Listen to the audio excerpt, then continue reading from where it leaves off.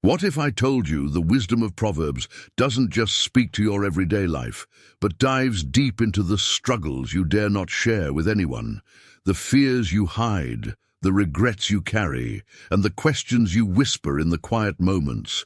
God sees it all.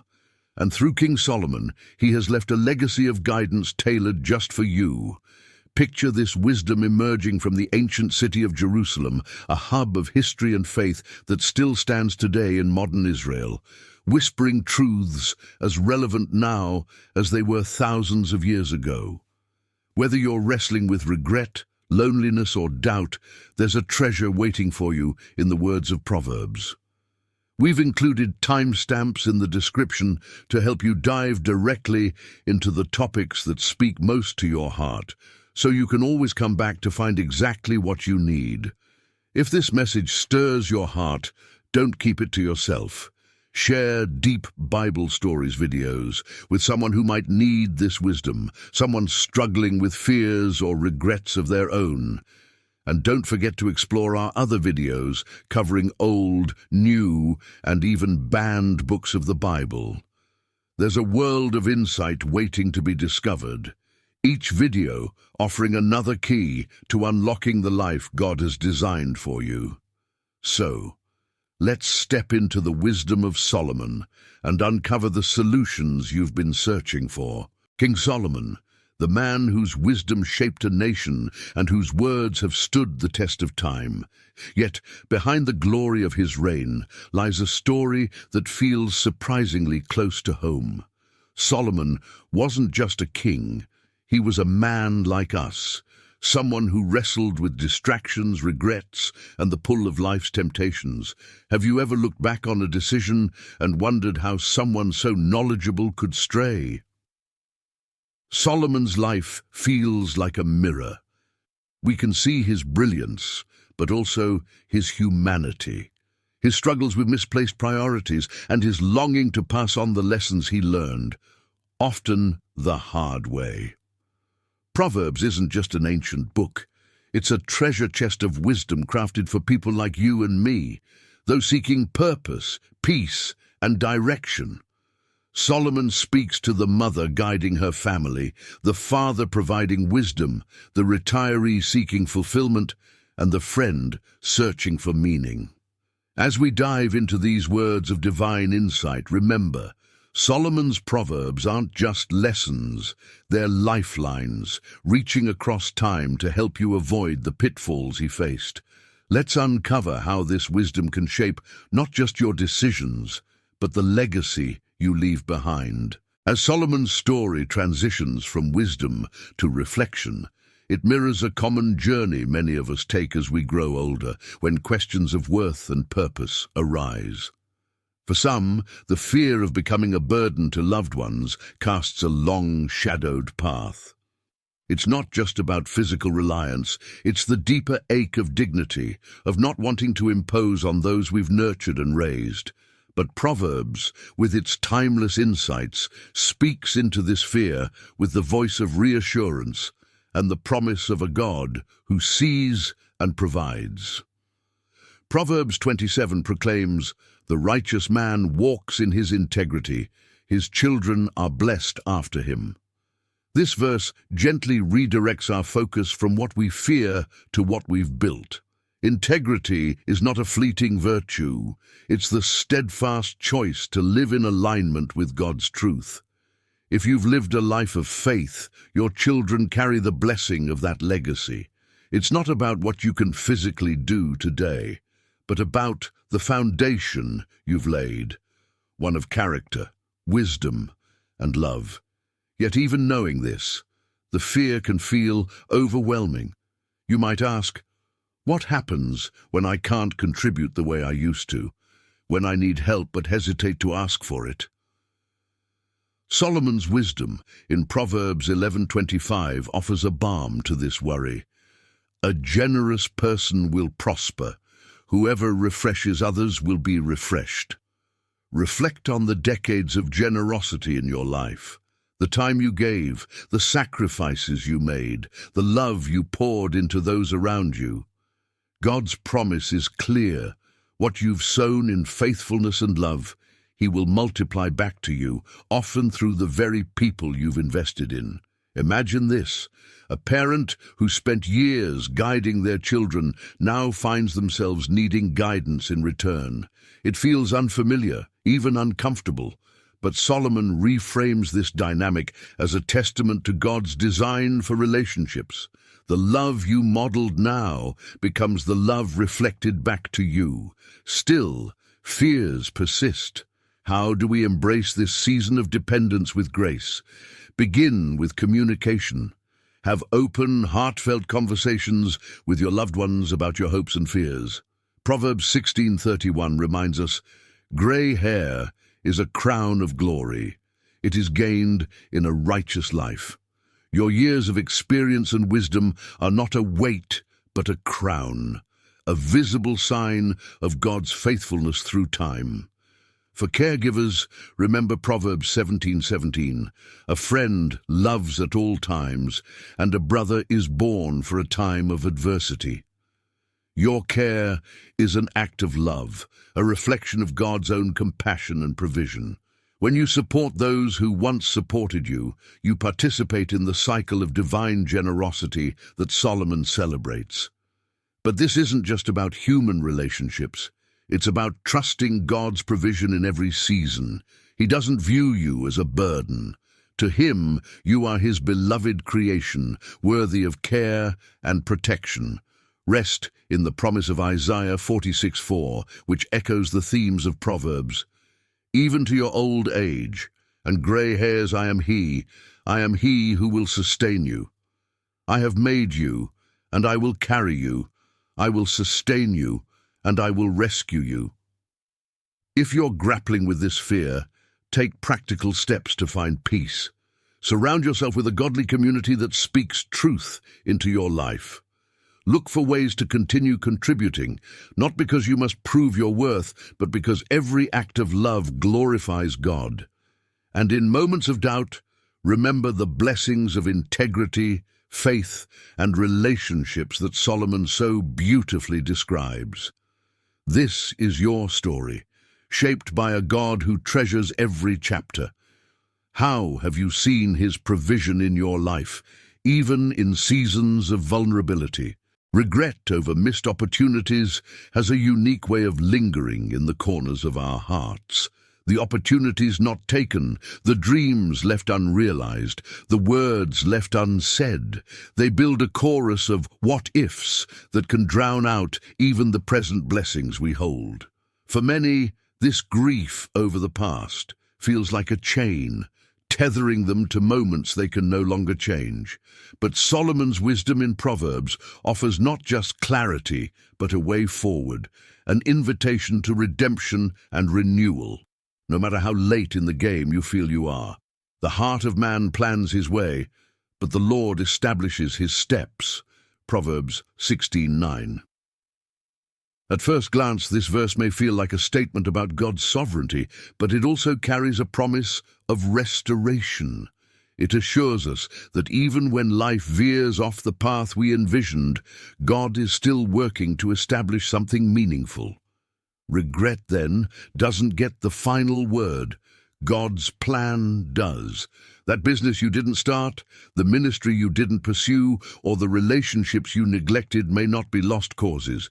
Instead, they might be part of a larger, more intricate story God is weaving in your life.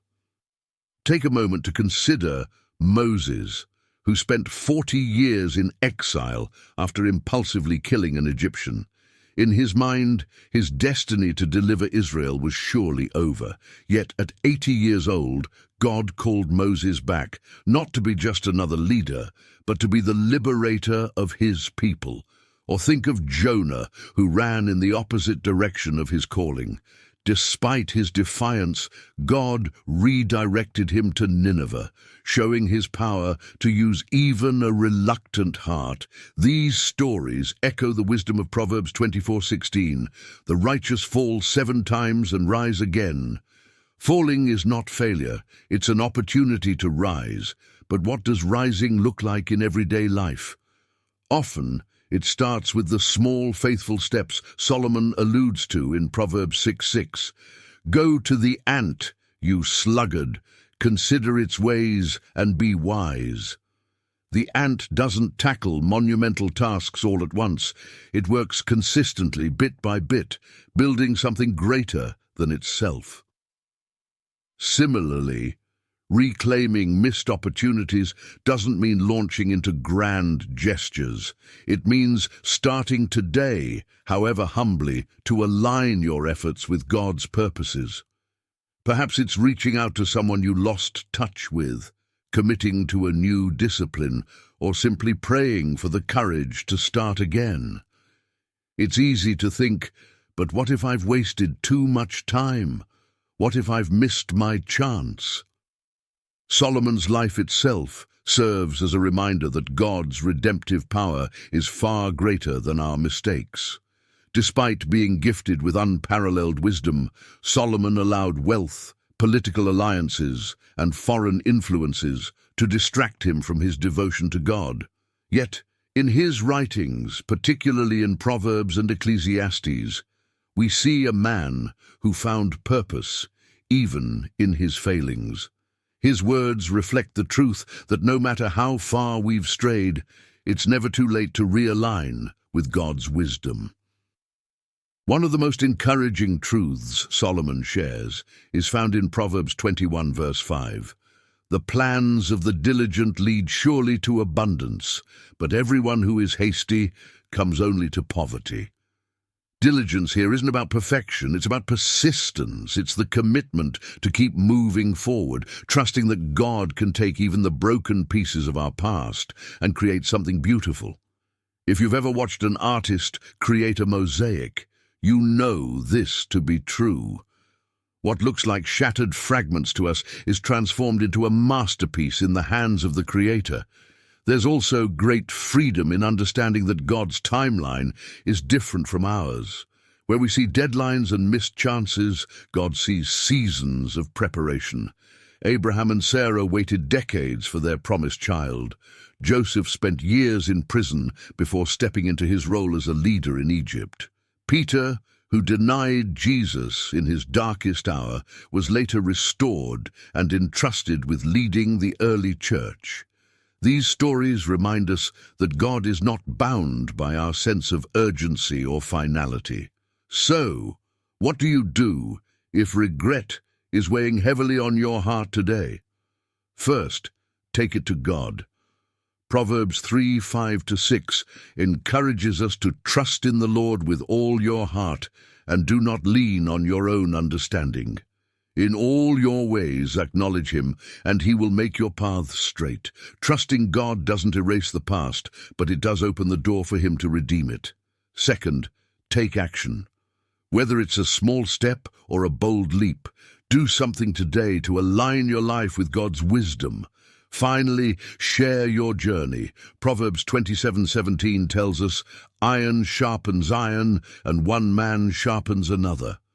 Your story of overcoming regret could be the encouragement someone else needs to take their own step forward. If this resonates with you, let us know in the comments. Have you experienced God redeeming a missed opportunity in your life? Or are you in a season of waiting, wondering how God will use your story? Loneliness is a heavy silence that follows loss, a shadow that lingers in the spaces once filled with laughter, love, and companionship. For those who've walked through the valley of losing a spouse, a partner, or a lifelong friend, it can feel as if the very foundation of their existence has been shaken. It's not just about missing the person, it's about losing the shared routines, the unspoken understanding, and the identity shaped by a bond that can never be replaced. Proverbs doesn't shy away from this profound pain, but instead offers wisdom, comfort, and direction for those navigating this heartbreaking season. Solomon, known for his unparalleled wisdom, penned a simple yet powerful truth. The Lord is near to the brokenhearted and saves the crushed in spirit. Proverbs 34:18. These words are more than poetic. They are a divine promise. When the nights stretch long and the days feel hollow, this verse becomes an anchor. God is near. He's not distant or indifferent to your pain. His presence is not contingent on your ability to pray the right way or maintain a brave face. He simply promises to be close, holding you as you navigate the unfamiliar terrain of grief. The loss of a spouse often comes with a profound identity crisis. Who am I now that they're gone? You were part of a partnership, and now the roles you played, spouse, caregiver, best friend, feel like faded photographs. Proverbs 17:17 reminds us, "A friend loves at all times, and a brother is born for a time of adversity." This verse speaks to the importance of seeking godly community in moments of isolation. Grief can tempt us to retreat inward, but Solomon urges us to lean on others. Whether through a church group, a close friend, or even a support circle of strangers who understand your pain, these connections are lifelines that remind us we're never truly alone. But what happens when the grief is so loud it drowns out everything else? In these moments, Proverbs calls us to lean on God's unchanging character. Psalm 34, verse 19, echoes this truth. "The righteous person may have many troubles, but the Lord delivers him from them all." Deliverance doesn't always mean the pain disappears overnight. It means God walks with you through it, bringing moments of peace, clarity, and even joy along the way. It's in these glimpses of his faithfulness that healing begins. For some, grief is compounded by the guilt of unspoken words or unresolved conflicts. If only I had said this, if only I had done that. These thoughts can trap us in a cycle of regret. Yet, Proverbs 3:5-6 offers a roadmap out. "Trust in the Lord with all your heart, and do not lean on your own understanding. In all your ways, acknowledge him, and he will make your paths straight." Trusting God doesn't mean pretending everything is fine. It means surrendering the what-ifs and allowing him to guide you forward one step at a time. Practically speaking, Proverbs encourages us to seek purpose even in the midst of pain. Consider Solomon's wisdom in Ecclesiastes 4:9-10. "Two are better than one, because they have a good reward for their toil. For if they fall, one will lift up his fellow."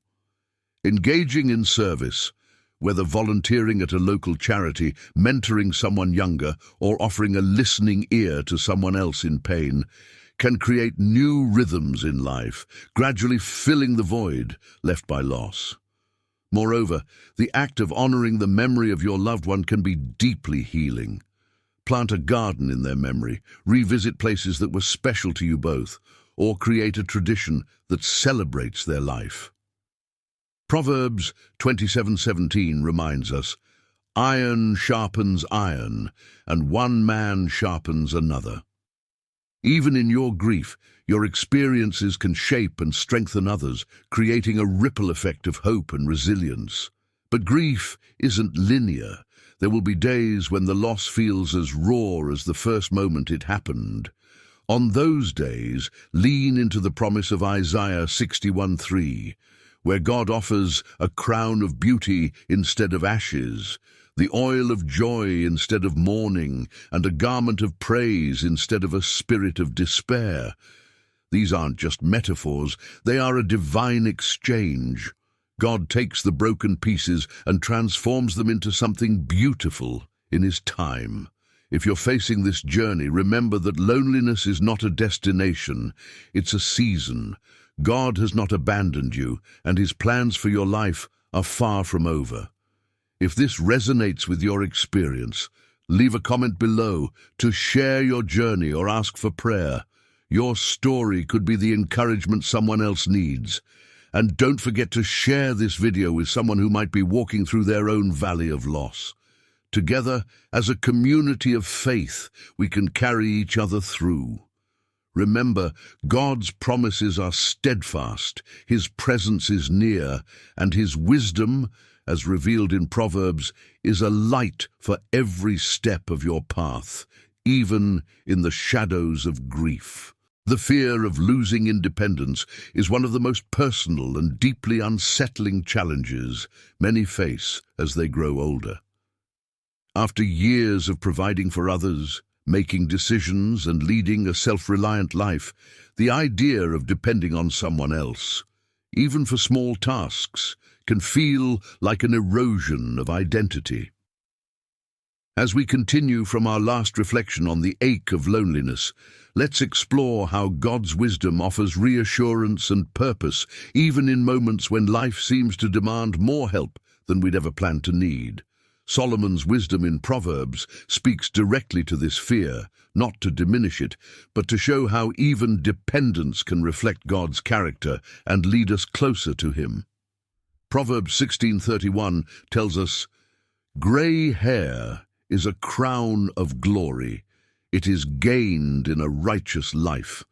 This verse invites us to see aging not as a loss, but as a testament to God's faithfulness.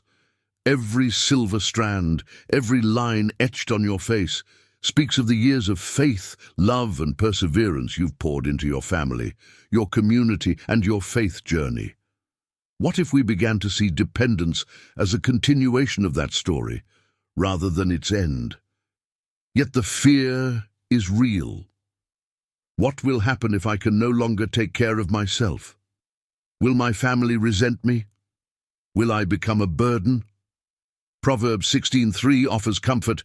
Commit your work to the Lord, and your plans will be established. To commit your work means entrusting not just your actions, but your future to God.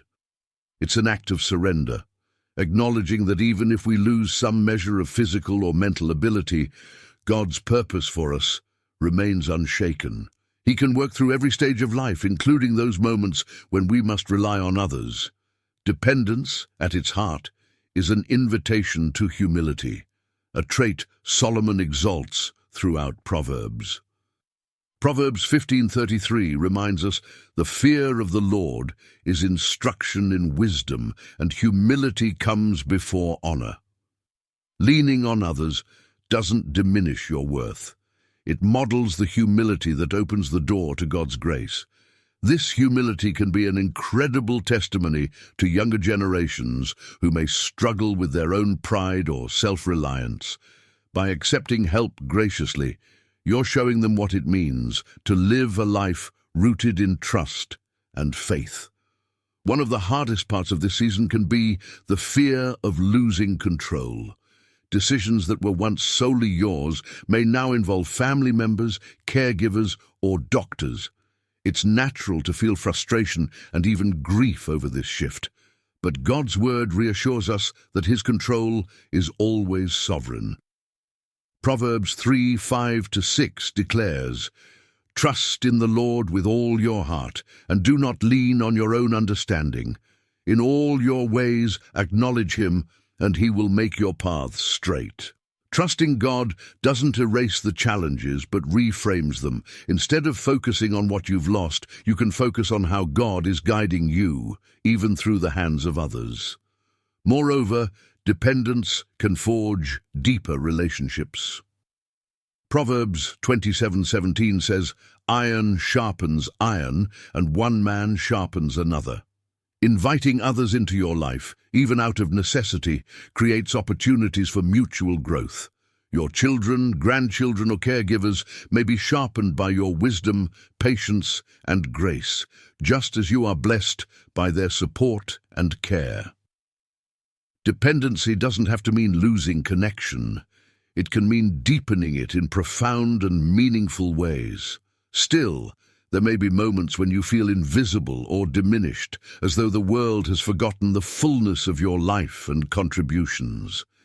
Let Proverbs remind you of your inherent value. The Lord has made everything for its purpose. Proverbs 16:4. Your purpose didn't retire when you did, nor did it fade with your youth. God has placed you exactly where you are, and He is using every experience, even the humbling ones, to shape you and those around you. For those who fear being a burden, remember that dependence allows others to fulfill their biblical calling to serve and honor one another. Galatians 6:2 echoes this: "Carry each other's burdens, and in this way you will fulfill the law of Christ." When you allow others to help you, you're not imposing. You're inviting them into a God-ordained opportunity to grow in love, patience, and selflessness. Finally, consider how dependence mirrors our spiritual relationship with God. As humans, we are entirely dependent on Him for every breath, every blessing, and ultimately for salvation. John 15:5 underscores this truth. Apart from me, you can do nothing. Embracing dependence on others in your later years is a reflection of this spiritual truth and can deepen your understanding of God's sustaining grace. If this resonates with your journey or brings comfort to someone you love, share this message. Leave a comment below about how God has met you in moments of surrender. And if you haven't already, explore our other videos on navigating life's transitions with God's wisdom. As the fear of losing independence transitions into the gnawing anxiety of financial stability in retirement, a new weight settles on the heart. It's not just numbers on a bank statement or the ticking clock of years. It's the fear of falling short, of outliving the safety net you've worked so hard to build. For many, the golden years don't always shine with the glow of peace. They shimmer with uncertainty, casting long shadows of what-ifs. The wisdom of Proverbs meets us here, offering a light in that shadowed valley. Honor the Lord with your wealth and with the first fruits of all your produce. Then your barns will be filled with plenty, and your vats will be bursting with wine. Proverbs 3:9-10. This isn't merely a call to give, it's a call to trust. The act of honoring God with what you have, whether much or little, is a declaration of faith that He is the ultimate provider. It's not the size of the gift, but the size of your trust in the giver. Yet the reality of financial fear doesn't fade easily. What if the medical bills come? What if my investments falter? What if I become a burden? The questions mount until they echo louder than your faith. But then Proverbs 15:16 cuts through the noise. Better is a little with the fear of the Lord than great treasure and trouble with it. How counterintuitive this is in a world that glorifies abundance. Solomon, the wisest and wealthiest king, reminds us that contentment in God surpasses all earthly riches. Let's pause here. Imagine Solomon himself, surrounded by gold and splendor, reflecting on this truth. His kingdom, with its vast wealth, could never fill the spiritual void caused by misplaced priorities. His wisdom, etched in Proverbs, becomes a roadmap for us. When your savings feel insufficient, your job security fades, or your retirement plans veer off course, the question isn't how much you have, it's whom you trust. Consider the widow of Zarephath in 1 Kings 17. Facing famine and despair, she only had enough flour and oil to prepare one last meal for herself and her son before starving. Yet at the prophet Elijah's request, she gave what little she had to serve him first. Her faith opened the door to God's miraculous provision. Her jar of flour and jug of oil never ran dry. This biblical account, paired with Proverbs' wisdom, whispers to us even now, "Trust me. I see your need, and I am enough." So, how do you navigate this tension between practical financial fears and spiritual reliance? Proverbs offers both spiritual reassurance and actionable steps. Proverbs 21:20 advises, "Precious treasure and oil are in a wise man's dwelling, but a foolish man devours it." This isn't just about saving, it's about stewardship. Are you using what God has entrusted to you wisely? Are you aligning your spending with His priorities? But financial peace doesn't only come through budgeting, it comes through surrender. Proverbs 16:9 tells us, The heart of man plans his way, but the Lord establishes his steps. Plan, yes, but place those plans in the hands of a faithful God. Pray over your decisions. Seek counsel from those rooted in wisdom. And remember, the outcome belongs to Him. Perhaps the most overlooked remedy to financial anxiety is generosity. Proverbs 11:25 teaches, "Whoever brings blessing will be enriched, and one who waters will himself be watered." Generosity isn't just for the wealthy, it's for anyone who trusts God to replenish what they give. In fact, the act of giving shifts our focus from what we lack to the abundance of what we've been given. For those fearing they may become a burden to loved ones, remember this. Proverbs 13:22 says, "A good man leaves an inheritance to his children's children." While this might evoke thoughts of material inheritance, consider the greater legacy you can leave. Your faith, your wisdom, your love. These treasures far outweigh any dollar amount and endure for generations. And what of those who feel their financial situation is already too dire to recover? The gospel offers hope. Proverbs 10:3 assures, "The Lord does not let the righteous go hungry." Though challenges may come, God's provision often arrives in unexpected ways, through community, divine appointments, or His peace that surpasses understanding. This is where we, as believers, must wrestle with the tension between earthly preparation and heavenly trust. Are you anxious because you're relying solely on your own strength?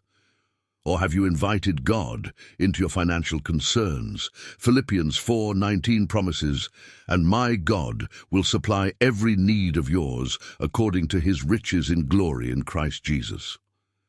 This isn't a blank check for luxury, it's a guarantee of sufficiency in fulfilling God's purposes. As you navigate these uncharted waters, know this: God sees you. He sees your diligence, your sacrifices, your quiet fears, and He whispers through Proverbs, "I am with you. Honor me, and I will sustain you." The ache of feeling forgotten isn't just a passing thought. It's a weight that settles in the soul, whispering that your best years are behind you, that the world no longer sees your value.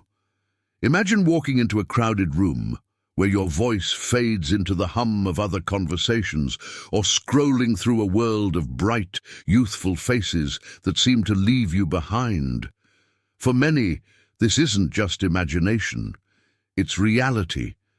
But what if I told you that the God who created the heavens and the earth has never overlooked you? He sees you, knows you, and cherishes you even when the world seems to move on. Proverbs speaks directly into this pain. In Proverbs 27:10, we find this wisdom. "Do not forsake your friend and your father's friend, and do not go to your brother's house in the day of your calamity." This verse is more than a reminder to value relationships. It's an invitation to lean into the bonds that transcend fleeting popularity. It tells us that the people who matter, those who truly reflect God's heart, will stand by us in every season. And if it feels like those relationships are missing, God Himself is your ultimate friend, always present, always faithful. Let's pause for a moment. Have you ever looked back and felt like you've been forgotten by the very people you invested in? It's a piercing pain, one that can leave you questioning your purpose. Proverbs 29:25 offers a profound truth in such moments. The fear of man lays a snare, but whoever trusts in the Lord is safe. The approval of others, the recognition we crave, can trap us in a cycle of disappointment. But trusting in the Lord provides freedom, freedom to know that your value doesn't come from fleeting applause, but from the eternal God who formed you in love. Consider the story of Hagar in Genesis 16. Cast out and wandering the wilderness, Hagar felt unseen, abandoned by those who should have cared for her. Yet, in her despair, God met her and revealed himself as El Roi, the God who sees. That same God sees you now in your quiet moments of feeling overlooked. His eyes are on you, and his plans for you are good. Proverbs also reminds us to focus on the relationships that nourish and uplift. Proverbs 18:24 says, "A man of many companions may come to ruin, but there's a friend who sticks closer than a brother." Sometimes it's not about having a crowd around you, but about nurturing a few deep, godly connections. If you're struggling with loneliness, consider reaching out to someone you trust, or even rekindling old friendships. And if those relationships feel out of reach, know this: Jesus himself is that friend who sticks closer than a brother. Now let's talk about legacy. Perhaps part of feeling forgotten is tied to wondering what impact you've made. Proverbs 10:7 reassures us, "The memory of the righteous is a blessing." Your kindness, faithfulness, and love leave ripples that stretch far beyond what you can see. Even if you feel unseen today, your life carries eternal significance in God's hands. The Bible is filled with stories of those who might have felt forgotten, but were deeply cherished by God. Think of Anna in Luke 2, the elderly widow who spent her days worshipping and fasting in the temple.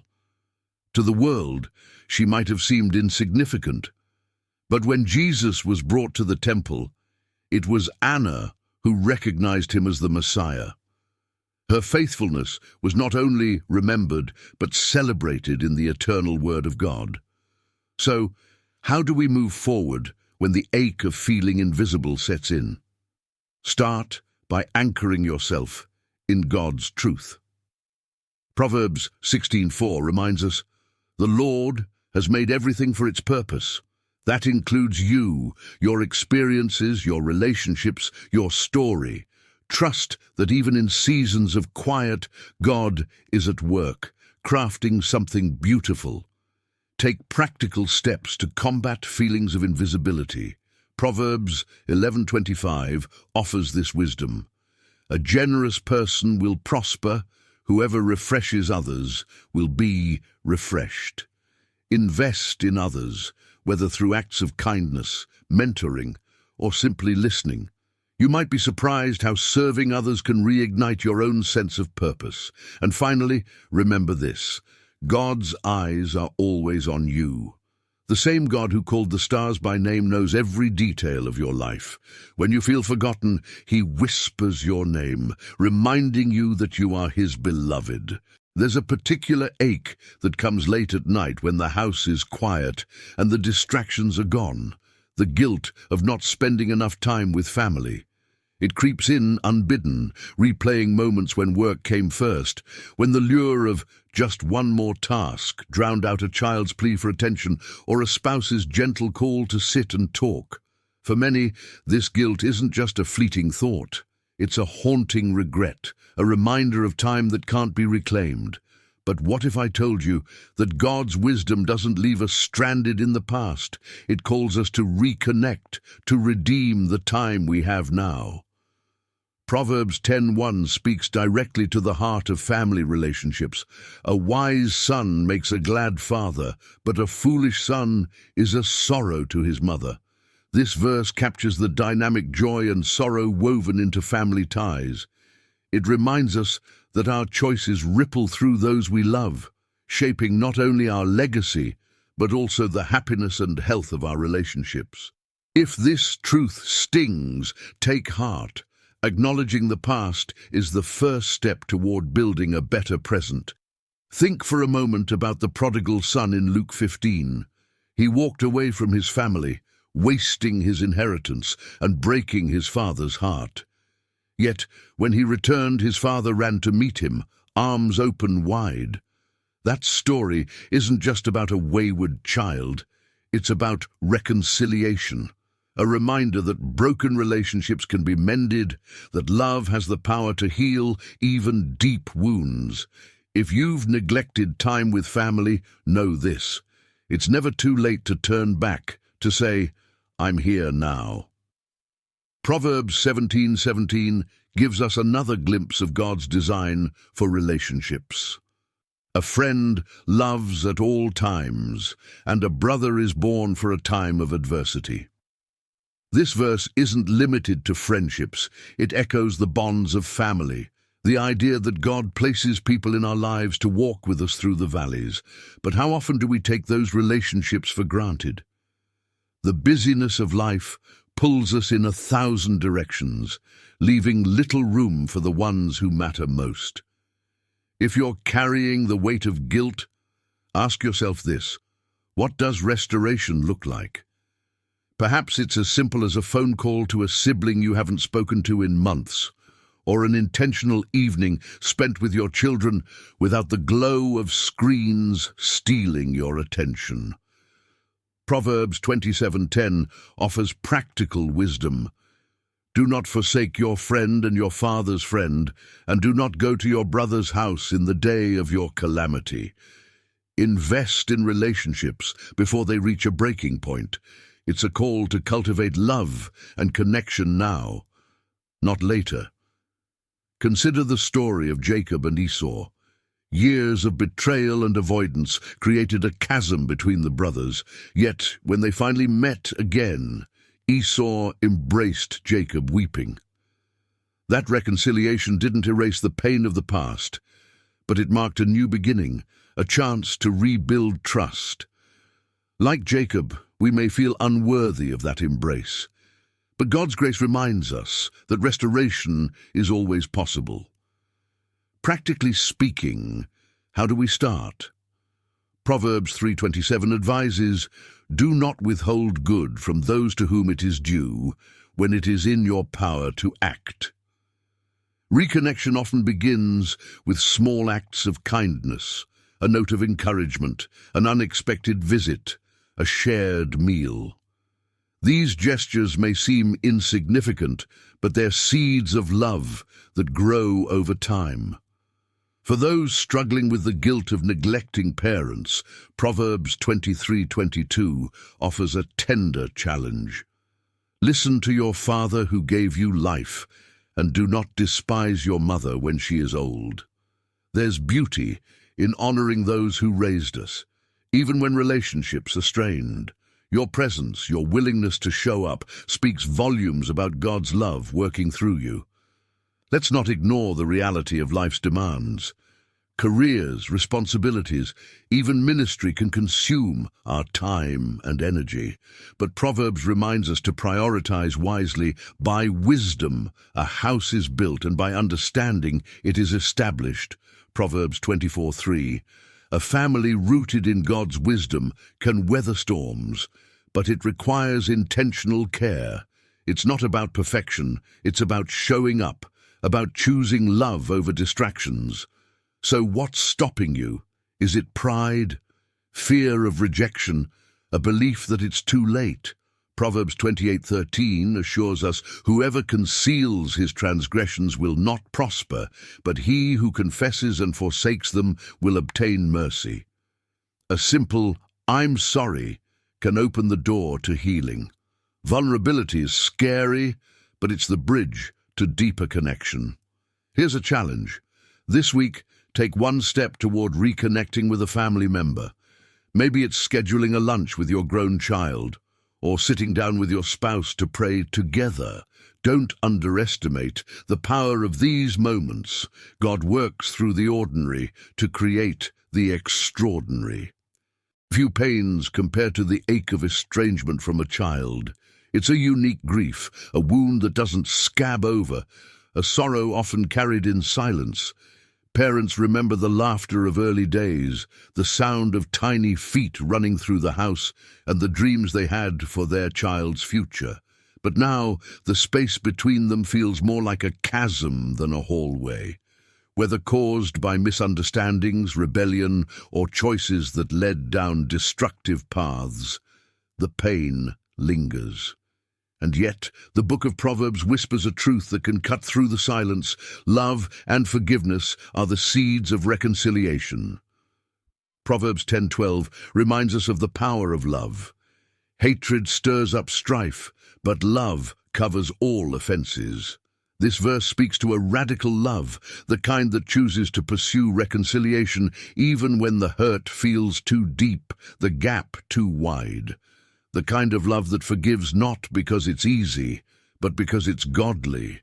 Think of the father in the story of the prodigal son. Despite being abandoned and dishonored, he stood ready with open arms, looking down the road for the day his son would return. That same spirit of readiness is what Proverbs calls us to embody. But what happens when the waiting drags on? When there are no signs of a return, no prodigal coming over the horizon? Proverbs 22:6 offers encouragement, especially for parents who instilled faith in their children from a young age. Train up a child in the way he should go. Even when he is old, he will not depart from it.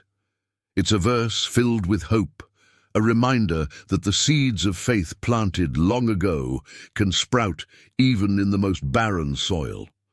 God's timing is not ours, and his work often happens in the unseen. Estrangement often breeds guilt. Parents wonder, did I do enough? Could I have prevented this? The enemy loves to fan these flames of self-doubt, but God's word calls us to lay down that burden. Proverbs 3:27 instructs, "Do not withhold good from those to whom it is due when it is in your power to act." This doesn't mean trying to control the outcome. It means taking responsibility for what you can do. Write the letter, make the phone call, pray fervently, but trust God with the results. It's easy to assume estrangement only affects parents and children, but consider King David and his son Absalom. Their story is one of heartbreak, rebellion, and loss. David loved Absalom deeply, yet their relationship was marred by betrayal and tragedy. Even when Absalom conspired against him, David's heart broke at his son's death, crying, "Oh, my son Absalom, my son Absalom." 2 Samuel 18:33. David's grief reminds us of the complexity of love. It doesn't vanish even when trust is shattered. Proverbs also offers practical wisdom for navigating these strained relationships. A soft answer turns away wrath, but a harsh word stirs up anger. Proverbs 15:1. This verse is a guide for the conversations that may one day happen. Approach with humility, not defensiveness. Speak gently, even when emotions run high. Proverbs 17:14 adds, "The beginning of strife is like letting out water, so quit before the quarrel breaks out." It's a call to avoid the temptation to rehash old wounds during moments meant for reconciliation. But what if reconciliation doesn't come? What if the chasm remains? This is where God steps in as the ultimate healer. Proverbs 16:3 reminds us to commit your work to the Lord, and your plans will be established. Commit your heartbreak, your efforts, and your prayers to him. Let him carry what you cannot. It's a reminder that even when earthly relationships falter, your heavenly Father's love never wavers. For those watching who are the estranged child, the words of Proverbs extend to you as well. Proverbs 6:20-21 urges, "My son, keep your father's commandment and forsake not your mother's teaching. Bind them on your heart always, tie them around your neck." Returning to your parents may feel complicated, even impossible, but God's wisdom calls you to remember the love and sacrifice they poured into your life. Reconciliation is as much about grace as it is about obedience. What steps can parents take today to reopen lines of communication? First, pray fervently, not just for a change in your child's heart, but for wisdom in your actions. Proverbs 11:14 reminds us, "Where there is no guidance, a people falls, but in an abundance of counselors there is safety." Seek advice from trusted friends or spiritual mentors who can provide perspective and encouragement. Next, look for small ways to show love. A simple note, A birthday card or a message of encouragement can plant seeds of connection. Proverbs 18:24 says, "A man of many companions may come to ruin, but there is a friend who sticks closer than a brother." That closeness, that bond, is built over time through consistent acts of love. Finally, let go of the outcome. Release your fears and frustrations to God. Proverbs 3:5-6 offers reassurance. Trust in the Lord with all your heart, and do not lean on your own understanding. In all your ways acknowledge him, and he will make straight your paths. Trust that God is working in ways you cannot see, knitting together threads of reconciliation in his perfect timing. If this message has touched you, share it with someone navigating estranged relationships. Explore the timestamps to revisit sections that resonate deeply, and don't miss our other videos that delve into forgiveness, grace, and family restoration. Your story isn't over, and neither is your child's. In God's hands, reconciliation is always possible. The quiet guilt of neglecting aging parents is a sorrow many carry but rarely voice. For some, life's busyness seems to excuse the missed phone calls, the unfulfilled promises to visit, or the postponed gestures of care. For others, fractured relationships or past wounds create a distance that feels insurmountable. But as the years pass and their once strong hands weaken, the regret begins to whisper, "Did I do enough? Was I there when they needed me most?" Proverbs speaks with piercing clarity to this unspoken guilt. Proverbs 23:22 admonishes, "Listen to your father who gave you life, and do not despise your mother when she is old." This is more than a call to respect. It's a sacred invitation to honor the ones who nurtured you, to be present for them as they once were for you. It's not about reliving past hurts or trying to rewrite history, but choosing to show grace and love in the present. Consider the context of this proverb. In ancient Israel, family was the cornerstone of society. Parents passed down not only life, but faith, wisdom, and tradition. To neglect them in their old age was to deny the very foundation on which one's life was built. How much more does this principle hold for us today, in a world where independence is often prioritized over interdependence? Yet for many, this command feels heavy. Maybe you're navigating years of estrangement, or carrying resentment from a tumultuous upbringing, or perhaps guilt consumes you because the busyness of career and family left little room for tending to their needs. Proverbs 3:27 offers a timely reminder. "Do not withhold good from those to whom it is due when it is in your power to act." The beauty of this verse is in its simplicity. It's never too late to do good. A single act of kindness, a phone call, or a word of gratitude can ripple into reconciliation and healing. The story of Ruth offers a poignant example of honoring elders. Though Naomi was not her biological mother, Ruth's unwavering loyalty and care for her aged mother-in-law became a testimony of love and devotion. When Naomi was bitter and broken, Ruth clung to her, declaring, "Where you go, I will go. Where you stay, I will stay." Ruth 1:16. In this selfless act, Ruth found blessings she could not have imagined, becoming part of the lineage of Christ. Her story challenges us to embrace opportunities to honor those who came before us, no matter the cost. But what if the relationship feels beyond repair? Maybe your parents weren't the nurturing figures Proverbs 23:22 assumes. Maybe their choices created deep wounds.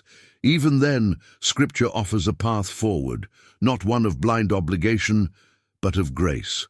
Colossians 3:13 reminds us, "Bear with each other and forgive one another. Forgive as the Lord forgave you." Honoring parents doesn't mean excusing sin or enabling harm. It means choosing to act in love, setting boundaries when necessary, but never abandoning the call to reflect Christ. As parents age, their needs often shift from financial support to emotional and spiritual companionship. In these moments, your presence can speak louder than any material gift. Proverbs 27:10 encourages, "Do not forsake your friend and your father's friend, and do not go to your brother's house in the day of calamity." The verse underscores the value of standing by those who have been constants in your life, especially during their time of need. One of the most profound ways to honor aging parents is to listen. Often they carry unspoken fears about losing their independence or being forgotten. Your willingness to hear their stories, their advice, and even their concerns can bridge gaps years in the making. Proverbs 18:13 warns, "If one gives an answer before he hears, it is his folly and shame." Take the time to truly listen. It's a gift they may treasure more than any physical support. Consider Jesus' example on the cross. In his final moments, amid unfathomable pain, he ensured his mother Mary would be cared for, entrusting her to the disciple John. John 19:26-27. This act of honoring his earthly mother serves as a profound reminder of our responsibility to love and provide for our parents, even in the most challenging circumstances. Practically, honoring parents can take many forms. It might mean carving out time in your schedule to visit or call them regularly. It could involve offering to help with errands, medical appointments, or simple acts of service. For some, it might be expressing gratitude for their sacrifices, even if those sacrifices went unnoticed or unappreciated at the time. Proverbs 17:6 celebrates, "Children's children are the crown of the aged, and parents are the pride of their children." Your actions can remind your parents of the legacy they've built, bringing them joy and reassurance in their later years. God's grace covers your shortcomings, and His wisdom offers a path forward. Begin where you are. Let Proverbs guide your steps toward reconciliation, service, and love. Legacy, just the word, can carry a deep weight. It's the story we leave behind, the mark we imprint on the hearts of those who come after us. Yet, for so many, the thought of legacy stirs up quiet anxieties. Have I done enough? Will I be remembered for the right reasons? These questions haunt the late hours, especially for those in their later years who reflect on the chapters they've written. But let me ask you this. What if legacy isn't just about what you've left behind, but what you're building right now? Proverbs 10:7 says, "The memory of the righteous is a blessing, but the name of the wicked will rot." This verse cuts through society's obsession with accolades and trophies. The legacy that matters, the one that truly lasts, is the one etched in righteousness. It's not about how many achievements you've accumulated, but about how faithfully you've walked with God and loved others. Picture King Solomon, the wisest king of Israel and the author of much of Proverbs. His legacy is a tapestry of brilliance and brokenness. He built the grand temple of the Lord, a monumental act of devotion. Yet in his later years he faltered, chasing after foreign gods and worldly pleasures. Solomon's story reminds us that a meaningful legacy isn't sealed by how we start or even the grandeur of our accomplishments, but by our endurance in faith and obedience to God. Proverbs 24:3 offers this profound insight. By wisdom a house is built, and by understanding it is established. Think about that. Wisdom, the godly kind, isn't flashy. It's not loud or boastful. Instead, it's steady and deliberate, like the hands of a craftsman building something that will stand the test of time. Understanding solidifies that foundation, ensuring the legacy you build isn't fleeting but enduring. You might be wondering, what if I've already made mistakes? What if my legacy is stained with regrets? Scripture overflows with stories of redemption, proving it's never too late. Consider the Apostle Paul. Before his encounter with Jesus on the road to Damascus, Paul's legacy was one of persecution, even violence. But through God's transformative power, his story became one of grace and relentless faith. Paul's writings, brimming with hope and truth, have shaped the Christian faith for millennia. Your past doesn't define your legacy. Your faithfulness moving forward does. But let's not keep this theoretical. Legacy is deeply personal. For some, it's about the family you've nurtured. Proverbs 17:6 tenderly declares, "Children's children are a crown to the aged." Your legacy might be in the values you've passed down to your grandchildren, the prayers whispered over their futures, or the wisdom shared in quiet moments.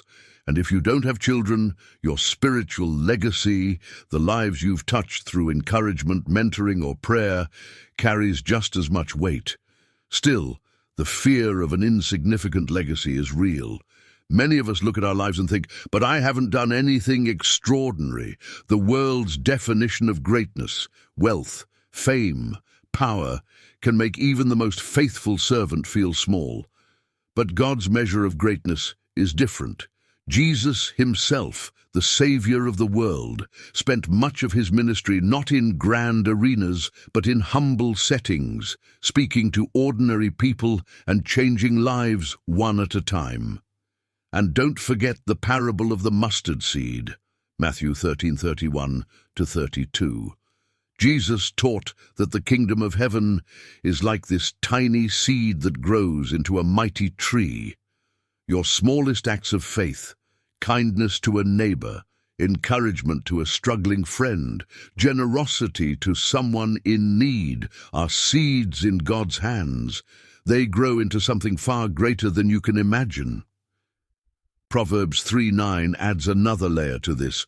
Honor the Lord with your wealth and with the first fruits of all your produce. Honoring God with what you have, whether it's financial resources, time, or talents, contributes to a legacy that glorifies Him. It's not about quantity, but faithfulness. Every act of obedience, no matter how small, becomes a building block for a legacy that honors God. Now, I'd be remiss if I didn't mention Jesus, the ultimate example of an enduring legacy. His ministry on earth lasted only 3 years, yet his impact is eternal. He left no monuments, amassed no earthly wealth, yet his life transformed the entire course of human history. His legacy is written in the hearts of billions who follow him today. That's the power of a life lived in complete obedience to God's will. So what does this mean for you? Start small. Begin today. Proverbs 16:3 reassures us, "Commit your work to the Lord, and your plans will be established."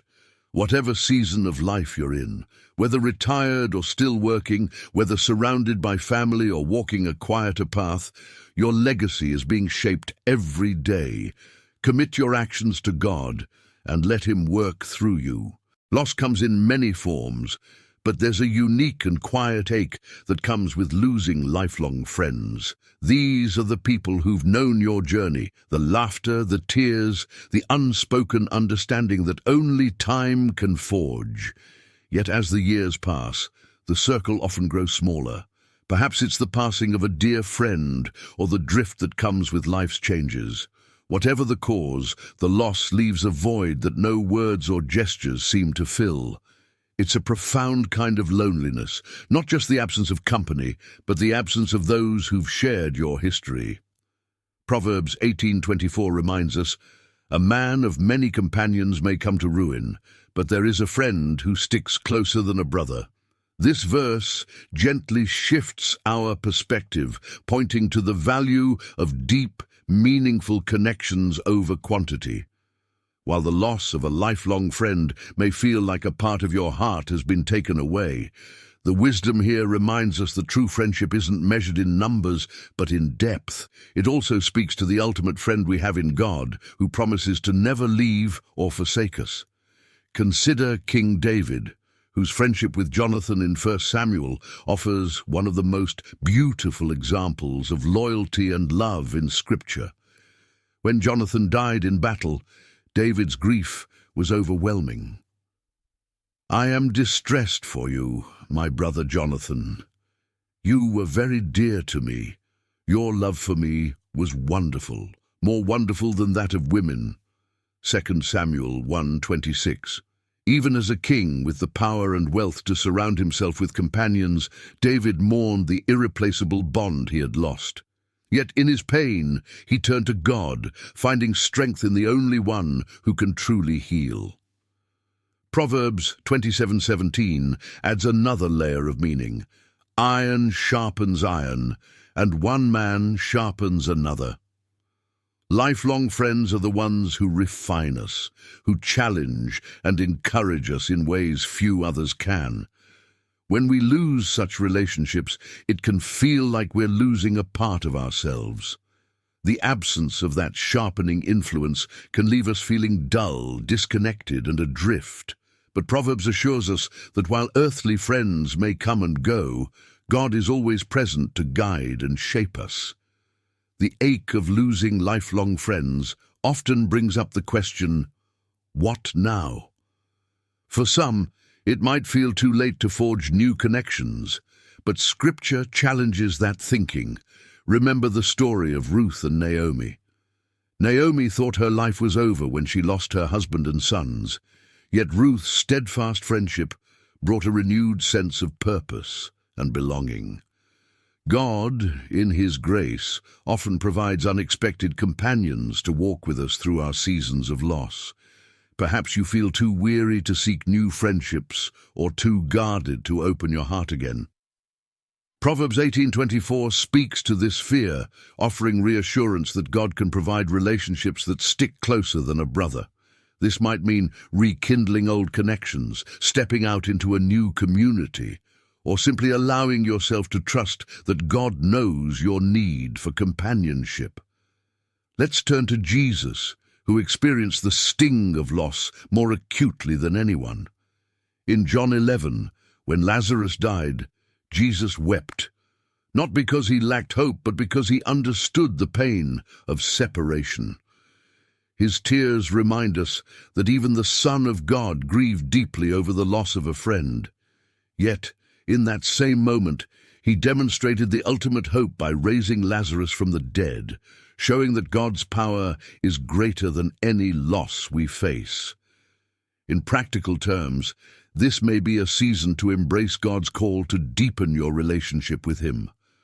Proverbs reminds us repeatedly that God is our refuge and strength, a source of unshakable comfort. By leaning into His presence, you allow Him to fill the void left by those you've lost. You might also consider how God is calling you to use your experiences to bless others. Could you mentor someone younger, offer encouragement to someone who feels isolated?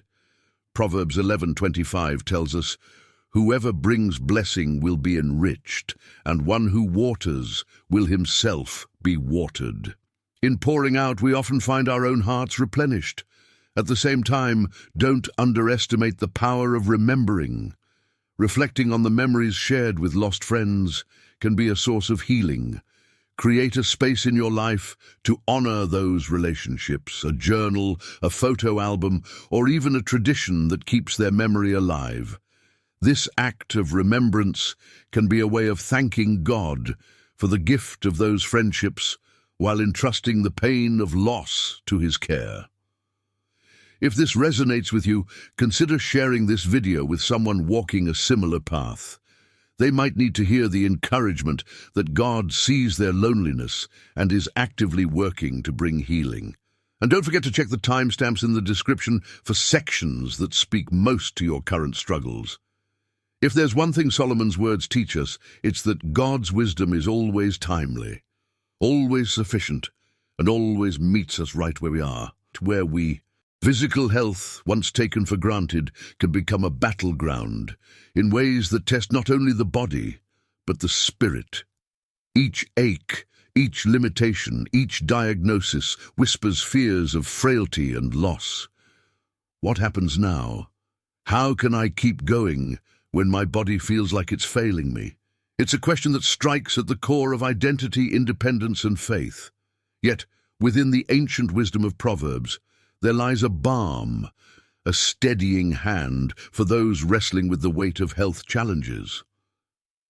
A joyful heart is good medicine, but a crushed spirit dries up the bones. Proverbs 17:22. This isn't a simplistic proverb advocating positivity for its own sake. It's a profound acknowledgement of the intricate connection between our inner and outer selves. Joy, born not of fleeting circumstances but of steadfast trust in God, has a way of transcending physical pain. It doesn't ignore the suffering, but infuses it with hope. Compare this to the psalmist's declaration, "The Lord is my strength and my shield. My heart trusts in him, and he helps me." Psalm 28:7. Strength rooted in God's joy becomes a healing force no medication can replicate. Proverbs 10:29 reinforces this truth, stating, "The way of the Lord is a stronghold to the blameless." Imagine a stronghold, a fortress standing resolute against the storms battering its walls. This is what God offers when physical health falters, not the immediate erasure of pain, but a sanctuary in the storm. The Apostle Paul spoke to this vividly when he shared God's response to his plea for healing. "My grace is sufficient for you, for my power is made perfect in weakness." 2 Corinthians 12:9. Weakness isn't a disqualification, it's an invitation for God's strength to take center stage. The Bible is full of individuals who faced immense physical challenges, yet found renewed purpose through their reliance on God. Think of Job, who, despite being struck by illness and loss, declared, "I know that my Redeemer lives." Job 19:25. His declaration wasn't rooted in the hope of immediate relief, but in the assurance of God's unchanging sovereignty. Similarly, Proverbs invites us to shift our focus from what our bodies can't do to what God can accomplish through us, even in our limitations. Consider the healing of the man born blind in John 9. When asked whether the man's condition was the result of sin, Jesus replied, "Neither this man nor his parents sinned, but this happened so that the works of God might be displayed in him." John 9:3. What if your struggle isn't a punishment, but a stage for God's glory? Your story of perseverance, of faith, of resilience can testify to God's faithfulness in ways that reach far beyond your personal experience. Proverbs also teaches us the value of community during times of weakness. Iron sharpens iron, and one man sharpens another. Proverbs 27:17. Physical struggles often isolate us, but God's design for healing includes the people He places around us. Whether it's a prayer partner, a supportive family member, or a compassionate healthcare provider, these relationships become lifelines that reflect God's care. Even Moses needed Aaron and Hur to hold up his hands during the battle, Exodus 17:12. Let others help you carry the load. It's not a sign of weakness, but of wisdom. One practical takeaway from Proverbs is the importance of gratitude, even amid health challenges. Gratitude doesn't deny the difficulty, but shifts the focus to God's continued blessings. Proverbs 9:10 reminds us, "The fear of the Lord is the beginning of wisdom." When we revere God, we start to see His hand even in the hardest moments. Keep a journal, jotting down small graces, a kind word from a friend, a moment of relief, or the beauty of a sunrise. Over time, these small notes form a tapestry of God's faithfulness. Then, There's rest. Proverbs often highlights the rhythm of work and rest, pointing us toward the peace of trusting God with our burdens. In peace, I will lie down and sleep for you alone, Lord. Make me dwell in safety, Psalm 4:8. Rest isn't an admission of defeat. It's an act of trust in God's provision. He doesn't expect you to carry the weight of the world. Instead, He invites you to lay it at His feet and find renewal in His presence. If you're navigating physical challenges, know this: your worth isn't diminished by your limitations. Your purpose doesn't fade with your strength. God sees you, values you, and works through you in ways you may not yet realize. Proverbs 17:22 and 10:29 offer a roadmap, not just for survival, but for thriving in God's care. Life's rearview mirror can be a cruel teacher, showing years that slipped away, opportunities not taken, and paths that led farther from God. Many wonder, have I missed my chance to know Him deeply? Can a lifetime of distractions and missteps really lead to a meaningful relationship with God now? These are not new questions, and Proverbs offers timeless wisdom for anyone wrestling with regret, reminding us that it's never too late to pursue God's wisdom and grace. The fear of the Lord is the beginning of wisdom, and knowledge of the Holy One is understanding. Proverbs 9:10. This foundational truth reassures us that a life anchored in God's wisdom starts not with perfection, but with reverence, a deep acknowledgement of God's authority and love.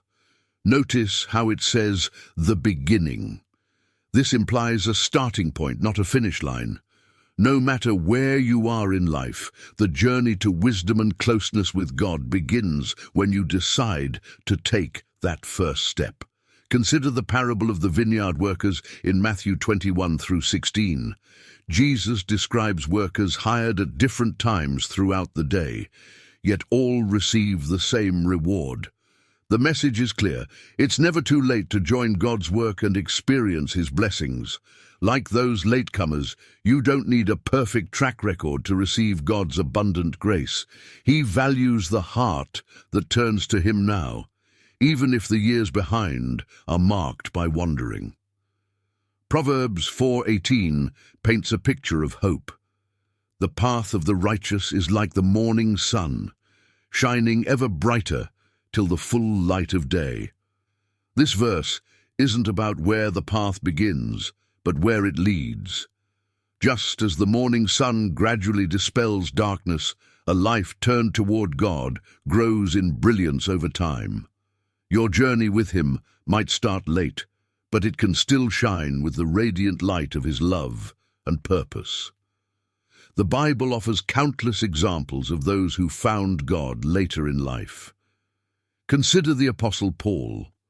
Once a zealous persecutor of Christians, Paul's life dramatically changed when he encountered Jesus on the road to Damascus, Acts 9. Paul didn't let the years he spent opposing God define him. Instead, he embraced the new calling God placed on his life, becoming one of the most influential figures in Christian history. His story is a reminder that God's plans are not limited by our past mistakes. Regret over wasted time often stems from the false belief that we must earn God's love or achieve certain milestones to be good enough. But Proverbs reminds us of the liberating truth. God's wisdom and grace are gifts, not rewards, for a flawless life. The Lord gives wisdom, from His mouth come knowledge and understanding. Proverbs 2:6. This is an open invitation, one that doesn't expire based on age or past choices. One practical step for moving forward is to embrace a posture of humility. Trust in the Lord with all your heart, and do not lean on your own understanding. Proverbs 3:5. When regret tempts you to dwell on what's been lost, trust that God sees your future and has a plan to redeem even the most broken moments. Remember, redemption isn't just about erasing the past. It's about transforming it into a testimony of God's faithfulness. Consider also how Proverbs encourages diligence even in later years. The plans of the diligent lead surely to abundance, but everyone who is hasty comes only to poverty. Proverbs 21:5. This verse reminds us that steady, intentional effort toward God bears fruit, regardless of when you begin. Perhaps your new diligence means carving out time for prayer, studying scripture, or serving others in your community. Each small step adds up to a life that honors God. The journey of pursuing God is not without its challenges, but the rewards far outweigh the struggles. Jesus himself said, "Seek first his kingdom and his righteousness, and all these things will be given to you as well." Matthew 6:33. When we place God at the center of our lives, we find that he provides for our needs and fills our hearts with peace, purpose, and joy. If you've been wrestling with regret over not pursuing God earlier, let today be your turning point. It's not too late to seek the wisdom of Proverbs, to let God's light illuminate your path, and to discover the abundant life he has waiting for you. Your story is not over, and with God, even the lost years can be redeemed. Our hope is to help you see your life through the lens of God's truth and grace. If this message resonates with you, share it with someone else who might feel the same ache of regret but needs the encouragement to start fresh. Check the timestamps in the description to revisit this section or explore others that speak to your heart. Remember, the morning sun always rises, and with God, your best days can still lie ahead. Accepting help can feel like an unbearable weight, not because of the help itself, but because of what it seems to demand. Admitting vulnerability. Many of us are burdened with the fear that accepting help makes us weak, unworthy, or burdensome. Maybe you've spent a lifetime as the one others could rely on, the strong one, the provider. Now, as circumstances shift, pride whispers, "You shouldn't need anyone."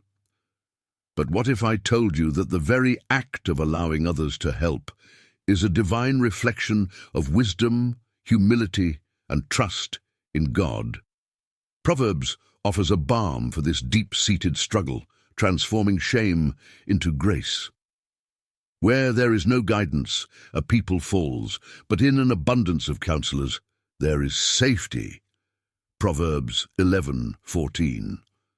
What a profound image. Safety isn't found in isolation, in shouldering every weight alone. It's found in community. Guidance, support, and companionship aren't signs of failure.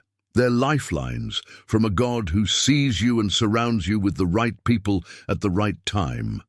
The wisdom of Proverbs reveals that God's design for humanity is rooted in interdependence. The support you resist might be the very blessing you've been praying for. Proverbs 28:26 warns, "Whoever trusts in his own mind is a fool, but he who walks in wisdom will be delivered." This scripture draws a stark line between pride and wisdom. Trusting only in yourself, refusing the kindness of others, is the path of the fool. Walking in wisdom means recognizing your limits and embracing the people God places in your life. It means seeing help not as a surrender, but as a strength, a step closer to God's design for your life. Think of Moses, one of the most revered leaders in the Bible. Even he faced a moment of reckoning when his father-in-law Jethro saw him struggling under the weight of leadership. Jethro didn't coddle Moses. He guided him, urging him to delegate responsibilities. Exodus 18:17-23.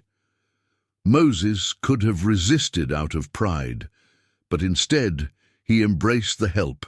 And through that humility, God strengthened the nation of Israel. If even Moses, the deliverer of a nation, could accept help, why do we resist so fiercely? Then there's Jesus, the ultimate model of humility. In John 13, the Son of God kneels to wash the feet of his disciples, reversing the roles of giver and receiver. When Peter initially refuses, Jesus tells him, "Unless I wash you, you have no part with me." John 13:8. This moment reminds us that receiving isn't just about easing burdens, it's about allowing others and even God to pour into our lives. Accepting help is sacred, an act of grace that ties us closer to one another and to God. For many, the struggle to accept help is rooted in fear, fear of appearing weak, fear of losing control, or fear of being a burden. Proverbs 15:33 reminds us, humility comes before honor. True strength is found in humility, in acknowledging that we all need each other. God himself designed life to be interwoven, with our strengths complementing others' weaknesses. Take, for instance, an older woman who spent her life serving others, raising her children, volunteering at her church, always giving. Now, as arthritis and age slow her steps, she hesitates to ask for help. She doesn't want to be a bother. Yet when her neighbor insists on bringing her groceries, she discovers something unexpected: joy. The neighbor isn't burdened, she's blessed by the opportunity to serve. What began as a reluctant yes becomes a bond of love and gratitude. Proverbs 19:17 reminds us, whoever is generous to the poor lends to the Lord, and he will repay him for his deed. By allowing others to help, she participated in God's economy of grace. Accepting help also strengthens our trust in God. Proverbs 3:5 says, "Trust in the Lord with all your heart and do not lean on your own understanding." Sometimes that trust means letting go of pride and allowing others to step in. God's provision often comes through the hands of those around us, whether it's a friend's prayer, a child's support, or a stranger's kindness. Practically speaking, this can start small. Let someone carry your groceries, accept their offer to pray for you, or delegate a task that's become too heavy to bear. Each act of receiving is a declaration of faith, faith that God provides and that you are worthy of care. To those struggling to accept help, hear this: you are not alone. God sees your struggle, your pride, and your fear. He also sees the beauty in your vulnerability. Remember Jesus' words in Matthew 11:28-30. "Come to me, all who labor and are heavy laden, and I will give you rest." Accepting help isn't just about leaning on others. It's about leaning on Him. If this message resonates with you, don't keep it to yourself. Share it with someone who might be battling the same fear of vulnerability. The anxiety about the state of the world is a burden that can weigh heavily on even the most faithful hearts. Headlines scream of wars, natural disasters, corruption, and moral decay. Each day brings a new wave of uncertainty, news that feels like it chips away at our peace. Perhaps you found yourself sitting in silence, staring out a window, wondering, what is happening to this world? How will my children, my grandchildren navigate this chaos? You're not alone in these thoughts. It's a fear that echoes across generations, yet the book of Proverbs offers a timeless reminder. No matter how dark the storm, God remains in control. Proverbs 18:10 declares, "The name of the Lord is a strong tower. The righteous man runs into it and is safe." Can you see it? A towering fortress standing firm against the raging winds of fear, its gates open wide to anyone seeking refuge. The name of the Lord represents His character, His faithfulness, His justice, His unchanging sovereignty. To run into this strong tower is to entrust your fears, your doubts, and even the overwhelming weight of the world into His hands. Yet anxiety doesn't let go easily. It whispers, what if God isn't paying attention? What if things spiral out of control? This is where Proverbs 14:34 speaks boldly. Righteousness exalts a nation, but sin is a reproach to any people. God's justice is not idle. Nations rise and fall by His hand, and no evil escapes His notice. Think about the ancient kingdoms of Egypt, Assyria, Babylon, empires that seemed invincible in their time but crumbled under the weight of their sin. God's righteousness is not a relic of history. It's alive and active, shaping the course of nations even today. But how do we live in this tension? How do we hold on to peace when fear knocks on the door of our hearts every morning? Let's take a lesson from Daniel, a young man exiled to Babylon, a place of moral corruption and idolatry. Despite the world around him, Daniel didn't despair. He prayed. He stood firm. He trusted that the God who allowed him to be in Babylon was also the God who held Babylon in his hands. His faith didn't just sustain him, it changed the course of an empire. Like Daniel, we are called not to retreat into fear, but to engage the world with unwavering trust in God's plan. Proverbs 3:5-6 offers a clear roadmap.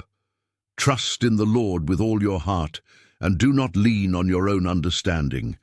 In all your ways acknowledge him, and he will make your paths straight. This isn't a call to ignore the realities of the world, but to view them through the lens of God's eternal promises. Trusting him doesn't mean we won't face hardships. It means we won't face them alone. His strong tower is always there, no matter how fierce the storm. Now let's talk about the practical. Anxiety thrives in isolation, so surround yourself with people of faith who will remind you of God's truth. Proverbs 11:14 says, "Where there is no guidance, a people falls, but in an abundance of counselors there is safety." Seek out a trusted friend, a prayer group, or a church community where you can share your fears and find encouragement. Together, we are stronger, reminding one another of God's unshakable sovereignty. Yet, it's not just about surviving anxiety. It's about thriving in hope. Proverbs 10:29 reassures us, "The Lord is a stronghold to the blameless." Let that sink in. God is not just a distant overseer. He is your personal protector. Think of a shepherd guarding his flock, or a parent shielding their child from harm. That's the level of care and attention God has for you, even in a world that feels out of control. Still, the question lingers. What about the things I can't change? The injustices, the wars, the suffering? Proverbs 20:22 gently reminds us, "Do not say, 'I will repay evil.' Wait for the Lord, and he will deliver you." God's justice is perfect, and his timing is precise. While we may feel helpless in the face of global issues, prayer is our most powerful weapon. Intercede for leaders, for nations, for those who suffer. God hears every cry. Anxiety about the state of the world often stems from a desire for control, but Proverbs calls us to surrender. The name of the Lord is a strong tower. The righteous run into it and are safe. Safety doesn't come from understanding every detail of God's plan, but from trusting that he has one. If you're carrying the weight of the world on your shoulders today, lay it down at his feet. He's more than capable of carrying it for you. Let me ask you this. Are you running into the strong tower, or are you trying to weather the storm alone? The thought of leaving behind debt can be a silent, nagging fear, one that grips the hearts of those who desire to leave blessings, not burdens, for their loved ones. Imagine the moment. A family gathered, mourning a loss, only to find themselves weighed down by unpaid loans or unresolved financial obligations. It's a fear that stems not only from financial stress, but also from the desire to honor God and care for those who will remain. Proverbs, in its timeless wisdom, speaks directly to this worry, offering guidance, peace, and a path forward for those willing to embrace God's principles of stewardship. Proverbs 22:7 starkly declares, "The borrower is the slave of the lender." The image is powerful. Debt as a chain, a shackle that limits freedom and peace. This verse doesn't just point to financial reality, it speaks to spiritual truth. Debt, unchecked, can tether us to worry, guilt, and even strained relationships. It's a reminder that God's design for our lives is not one of bondage, but of freedom. A freedom rooted in trust and wise living. But how do we live wisely in a world that often pushes us toward financial overreach? Proverbs 21:20 offers a guiding principle. Precious treasure and oil are in a wise man's dwelling, but a foolish man devours it. This verse paints a picture of contrast. On one side, a home filled with thoughtful provision, and on the other, a life consumed by impulse and excess. It's not just about material wealth, it's about a mindset of careful stewardship versus reckless consumption. The wise man plans for the future, not just for his own security, but for the legacy he leaves behind. Let's take a moment to reflect on biblical examples of stewardship. Think of Joseph in Egypt, who during years of abundance stored grain not only for survival, but to bless others during famine. His wisdom didn't just sustain a nation, it saved lives. His example shows us that stewardship isn't about hoarding, it's about preparation and responsibility under God's guidance. Contrast that with the parable of the prodigal son, who squandered his inheritance on reckless living. His story is a sobering reminder of how short-term indulgence can lead to long-term consequences. For those grappling with financial burdens, the question often arises, where do I start? Proverbs provides a roadmap, beginning with prioritizing God. Proverbs 3:9 urges, "Honor the Lord with your wealth and with the first fruits of all your produce." This isn't a call to give recklessly, but to place God at the center of your financial decisions. When we prioritize Him, He blesses our efforts, guiding us toward financial peace and purpose. Practical steps matter too. Budgeting, saving, and seeking wise counsel are crucial. Proverbs 11:14 reminds us, "Where there is no guidance, a people falls, but in an abundance of counselors there is safety." Seeking financial advice, whether from a trusted mentor, advisor, or even a godly friend, can help break the cycle of debt and bring clarity to what often feels overwhelming. It's not a journey to take alone, and God places people in our lives to help us navigate these challenges. Yet, the concern about debt isn't only financial, it's deeply emotional. The thought of leaving loved ones with burdens can stir feelings of shame or failure. If you've ever felt this weight, hear the reassurance in Proverbs 24:3. "By wisdom a house is built, and by understanding it is established."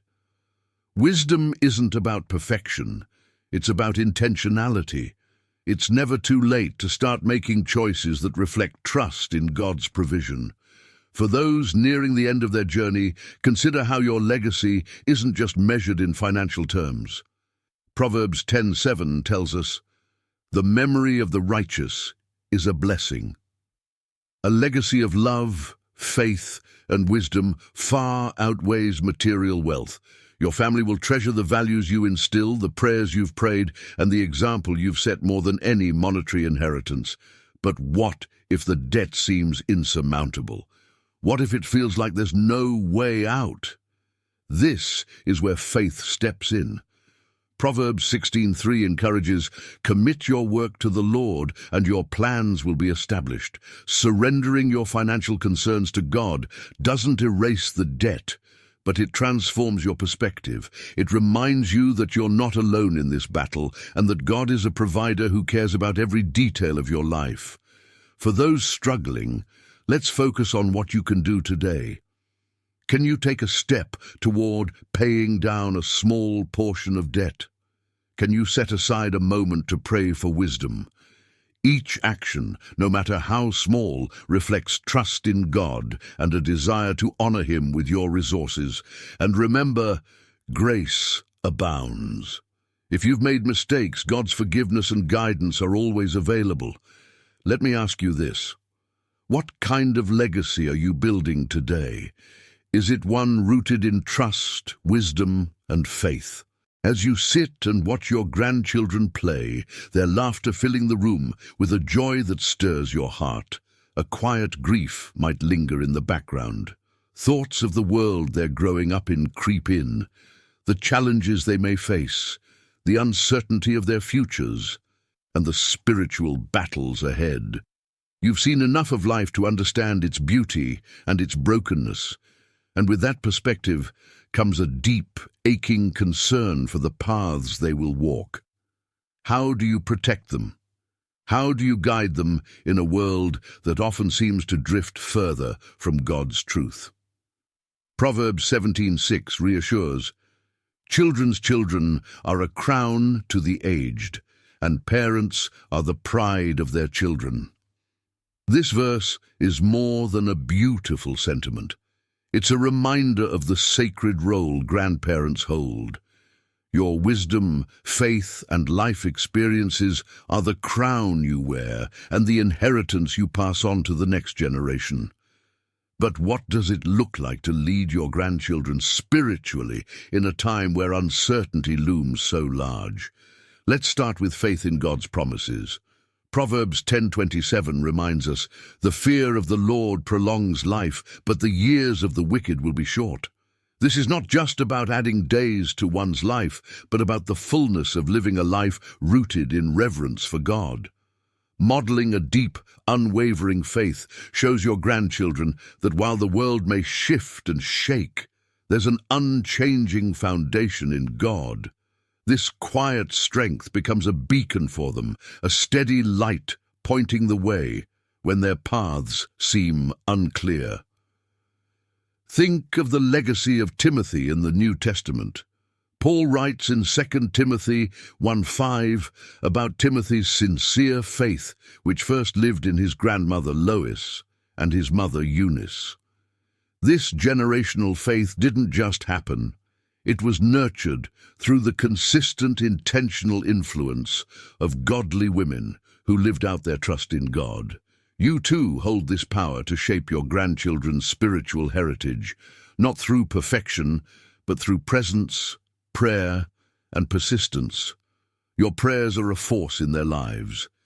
Even when you feel powerless against the tide of societal pressures, remember that prayer moves mountains. Pray over their futures, their decisions, and their hearts. Ask God to guide their steps and protect them from harm. Proverbs 16:3 reminds us, "Commit your work to the Lord, and your plans will be established." Committing your grandchildren into God's hands is an act of trust, acknowledging that while you may not control the future, God holds it securely. But it's not just about what you say in prayer, it's also about what you model in life. Do they see you turn to Scripture for guidance? Do they hear you speak of God's goodness even in difficult times? Proverbs 27 says, "The righteous man walks in his integrity. His children are blessed after him." Your integrity, your faith lived out in action, is the greatest sermon you can preach to them. They may forget your words, but they'll never forget the way you lived. For many grandparents, the grief over their grandchildren's future can also bring guilt. Maybe you worry about the mistakes you made as a parent and how they might affect the next generation. Remember, God is a God of redemption. Proverbs 24:16 encourages us, "Though the righteous fall 7 times, they rise again." Your story isn't over, and neither is the legacy you're building. Every prayer, every act of love, and every moment spent pointing your grandchildren to God is part of the redemptive work He's doing in and through you. If you're not sure where to start, begin by sharing your stories. Tell your grandchildren about the times God showed up in your life, the lessons you've learned, and the hope that has carried you through. Share the wisdom of Proverbs with them, like a treasure map leading to the source of all wisdom. Remind them of Proverbs 3:5-6. "Trust in the Lord with all your heart, and do not lean on your own understanding. In all your ways acknowledge him, and he will make straight your paths. Let these words become their compass. And what about when the fear feels overwhelming, when you see the news and worry about the culture shaping their worldview? Proverbs 18:10 offers comfort. The name of the Lord is a strong tower. The righteous run to it and are safe. This is the safety you can point them to, not in fleeting worldly security, but in the eternal refuge of God's love and protection. Let me ask you this. What seeds are you planting today in your grandchildren's lives? Are you showing them that God is trustworthy, that his word is a lamp to their feet, and that his promises are unshakable? As you face the slow, unrelenting grip of illness like dementia, it's hard not to feel your identity slipping through your fingers. The memories that once defined you, the names, faces, and achievements begin to blur, and with them, so does the sense of who you are. For families witnessing this journey, the heartbreak is palpable as they struggle to connect with someone who seems to be fading away. Where is the hope in such a cruel reality? Does God still see us when we feel like shadows of who we once were? Proverbs 16:3 offers a powerful reassurance. Commit your work to the Lord, and your plans will be established. This verse reminds us that our identity was never rooted in our achievements or abilities. Long before you took your first steps or spoke your first words, God knew you. Your worth was established by him, not by the fleeting accomplishments of this world. Illness may cloud your mind, but it cannot erase your eternal value in his eyes. Think of Moses, a man who once felt inadequate and broken. Though he doubted his ability to lead, God reminded him that he equips those he calls. Moses' identity wasn't in his speech or strength, but in God's purpose for his life. Likewise, dementia or any illness cannot nullify the purpose God has written over your life. Proverbs 18:16 affirms, "A man's gift makes room for him and brings him before the great." Your gift, your essence, is not confined to your abilities, but lies in the eternal soul God has created. It's natural to grieve the loss of who you once were, to mourn the career you built, the family you raised, or the relationships you nurtured. But let me remind you, God sees beyond these temporary chapters. He cherishes your faith, your perseverance, and the love you've sown into the lives of others. The story of Job is a testament to this truth. Stripped of his health, wealth, and family, Job's identity seemed shattered. Yet God restored not only what Job had lost, but also his understanding of who he was in the eyes of his Creator. For families walking alongside loved ones with dementia, the journey is equally heart-wrenching. It's easy to feel helpless or even resentful as roles shift, and the parent becomes the child. Yet Proverbs 3:27 speaks to the divine calling in this struggle. Do not withhold good from those to whom it is due, when it is in your power to act. Caring for someone who can no longer care for themselves is a profound act of love and obedience. It mirrors the way God cares for us when we are at our weakest, providing comfort, dignity, and compassion. This journey is also an opportunity for families to see beyond the illness and recognize the soul that remains. You may feel like the person you once knew is slipping away, but the essence of who they are, their spirit, crafted by God, remains intact. Proverbs 27 reminds us, "The righteous man walks in his integrity. His children are blessed after him." The seeds of faith, wisdom, and love planted in earlier years continue to bear fruit in the lives of those they touched. Let me ask you this. What defines you? Is it your career, your memories, your relationships, or something deeper? Proverbs 16:4 provides a comforting answer. The Lord has made everything for its purpose. Even in sickness, even in confusion, God's purpose stands firm. You are not forgotten. You are not diminished. You are His. For those who feel overwhelmed by the demands of caregiving, let me encourage you. You are doing holy work. Proverbs 17:22 says, "A joyful heart is good medicine, but a crushed spirit dries up the bones." Find moments of joy, even in the midst of sorrow. Celebrate the small victories, a familiar smile, a shared laugh, a moment of clarity. These are glimpses of God's grace, reminding you that He is present in every moment, no matter how difficult. And for those battling the emotional weight of illness themselves, know this: God's love for you is unchanging. Proverbs 18:10 assures us, "The name of the Lord is a strong tower. The righteous man runs into it and is safe." Your mind may falter, but God's protection over your soul is unwavering. Run to Him, and you will find safety, peace, and dignity that no illness can take away. As the years stretch on and life grows quieter, doubts can creep into the spaces once filled with unshakable faith. What happens when the prayers you've whispered for decades seem unanswered? When the vibrant spiritual fire of your youth feels more like a flicker? It's a heavy burden to carry, wondering if God is still listening, if He's still near, if the promises He made are as certain now as they seemed long ago. These doubts often remain unspoken, locked away behind a stoic smile, but they can weigh heavily on the soul. Proverbs 3:5 speaks directly into this struggle. "Trust in the Lord with all your heart, and do not lean on your own understanding." The verse doesn't suggest we won't face seasons of confusion or spiritual dryness. It assumes we will. Yet it reminds us that faith is not built on the certainty of outcomes, but on trust in the character of God.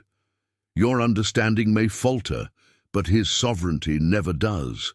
Consider Abraham, who waited decades for the fulfillment of God's promise. As the years passed, he could have been consumed by doubt. Yet Scripture tells us, in Romans 4:20, he did not waver through unbelief regarding the promise of God, but was strengthened in his faith and gave glory to God. His faith wasn't rooted in what he could see or understand, but in the trustworthiness of the one who made the promise. Like Abraham, your waiting is not wasted. It's a sacred space where trust grows deeper even in the midst of uncertainty.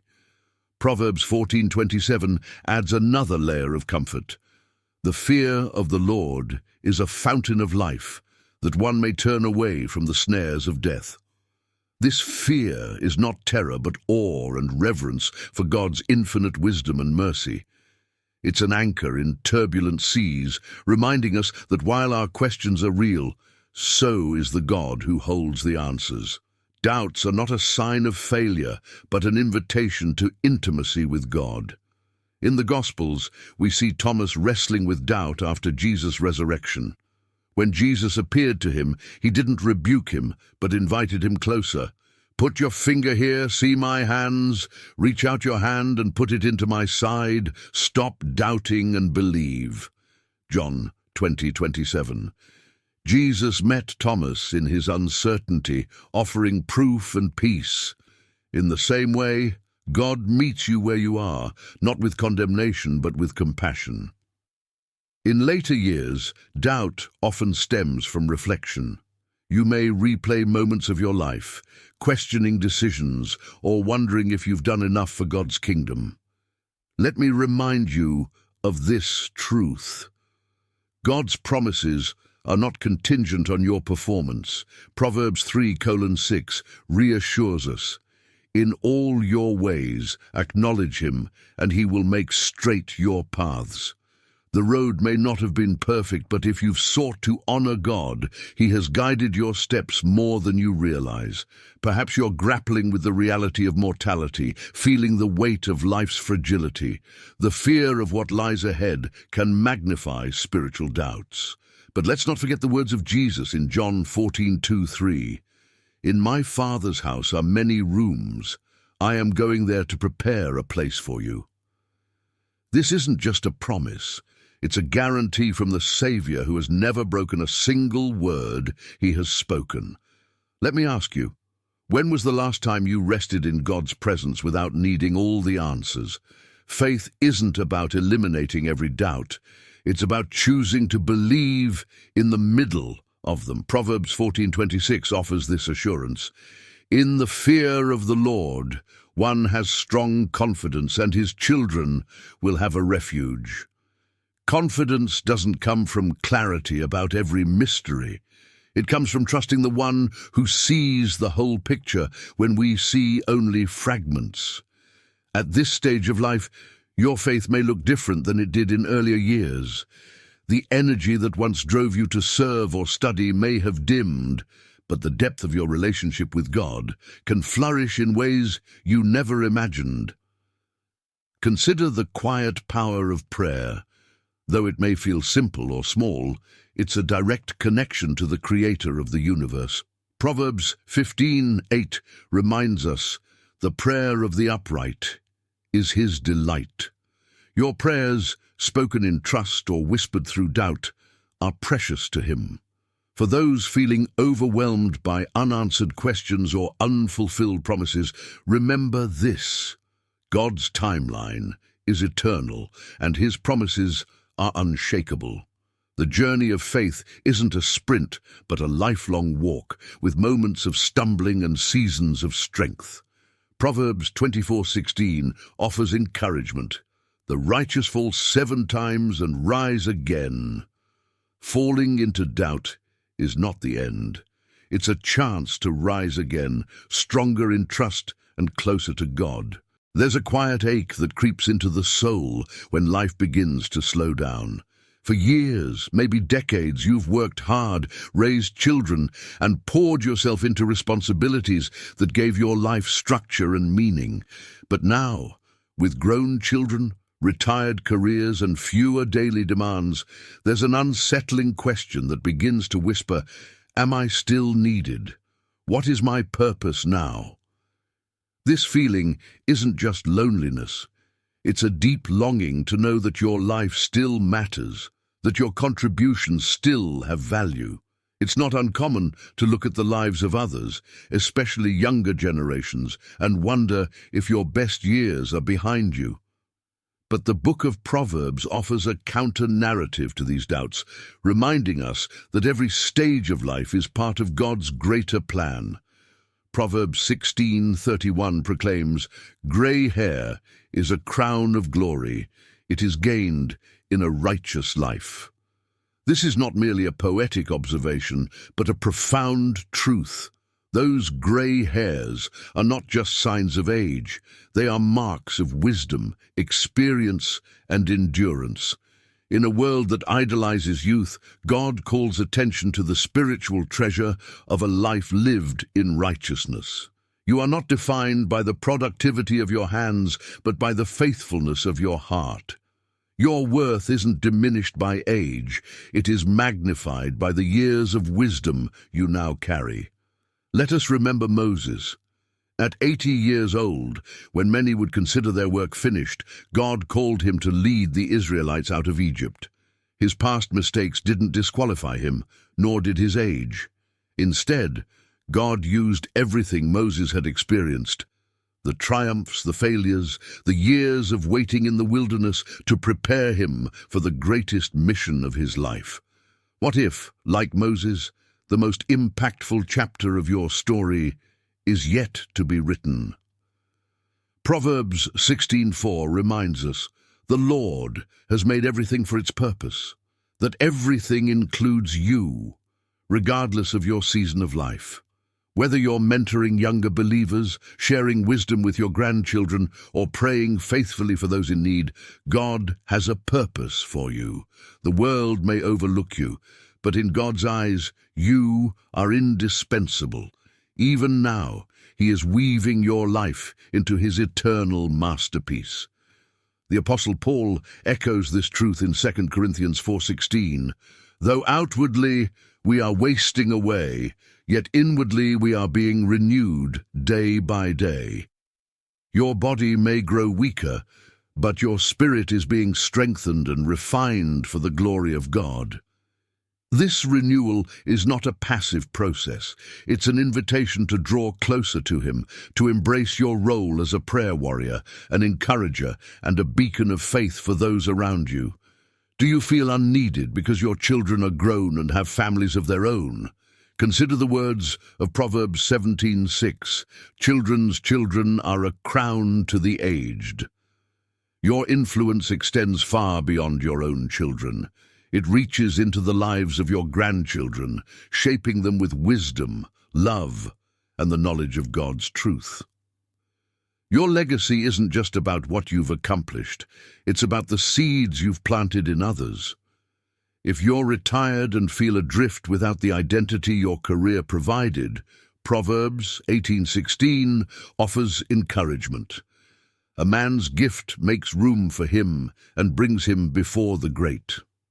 Your gifts, talents, and skills don't expire with retirement. They evolve into new opportunities for service and impact. Perhaps this is the season to mentor someone in your field, to volunteer in a ministry, or to simply share your testimony of God's faithfulness. Your story holds power, and your gifts still have a place in God's kingdom. Even in the quiet moments when no one is watching, your faithfulness matters. Proverbs 15:3 reminds us, "The eyes of the Lord are everywhere, keeping watch on the wicked and the good." God sees every prayer you whisper, every act of kindness you offer, and every effort you make to live according to His will. Nothing is wasted in His hands. Let's not forget Anna, the prophetess, who appears briefly in the Gospel of Luke. Widowed for decades, she dedicated herself to worship, prayer, and fasting in the temple. She may have been invisible to society, but when Jesus was presented at the temple, Anna recognized Him as the Messiah and spoke of Him to others. Her seemingly small, unseen faithfulness became a pivotal moment in God's story of redemption. To those feeling unneeded, hear this. Your life is not defined by what you do, but by who you are in Christ. You are His beloved, chosen for this very season to reflect His glory in unique and powerful ways. Proverbs 4:18 offers this beautiful promise. The path of the righteous is like the morning sun, shining ever brighter till the full light of day. Your purpose doesn't dim with age. It grows brighter as you draw closer to the light of God. The wisdom of Proverbs is not just ancient advice, it's a living guide for every season of life. Whether you're grappling with loneliness, wrestling with regret, or searching for purpose, these timeless truths hold the key to peace, direction, and restoration. Solomon's words remind us that God sees your journey, values your struggles, and equips you with His wisdom to navigate them. Whatever season you find yourself in, remember that it's never too late to grow in faith, mend relationships, and leave a legacy of righteousness. It's our prayer that this video has brought you comfort, clarity, and encouragement. If it has touched your heart, share it with someone who might need a reminder of God's wisdom in their own struggles. You have the power to inspire others to seek His guidance, just as Proverbs inspires us all. Be sure to check out the links in the description for related videos that dive deeper into topics like leaving a legacy, finding strength in uncertainty, and overcoming life's greatest challenges. God bless you, and may you stay grounded in His wisdom and love. Stay blessed.